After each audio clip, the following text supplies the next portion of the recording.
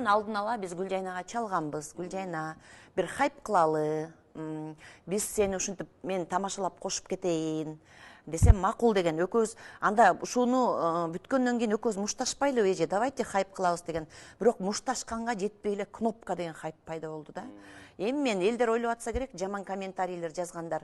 Ырыс эженин жүрөгүн оорутабыз, ушу аял жакпайт, ушу ооруп жатып калса экен, айланып кетейин кыргыз элим. Мен өзүм психологмун, могу жерде сетка турат. Силердин жаман жазган комментарийиңерге мен чымын чаккандай да болбоймун. Ошондуктан алдыда мына биз азыр съемкада жүрөбүз, фитнес залга бардым, жолугушууларым болуп атат. Анан кийин бир үйүндө мурдун чукуп жаткан бир жумушу жок адамдардын жазган комментарийлерине мен чымын чаккандай да болбойм. Чынын айтканда Гүлжайна Атаканова айдаган унааны мен 7 жыл мурун айдап койгом.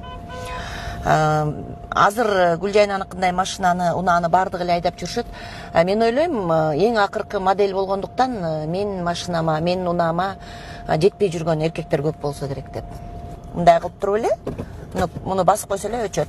Ушундай машина көрдүңөр беле? Бул машинанын акчасына чынында эле 3 комнат, ремонту жок, 3 комнат квартира келет. Жолдошумдун подароктары бар, бирок алар шуба, алтын, бриллиант деген сыяктуу.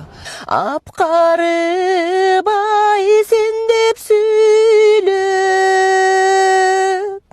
өңүмдүң ай жолукканда сиз деп жүрөм деп койбоймбу?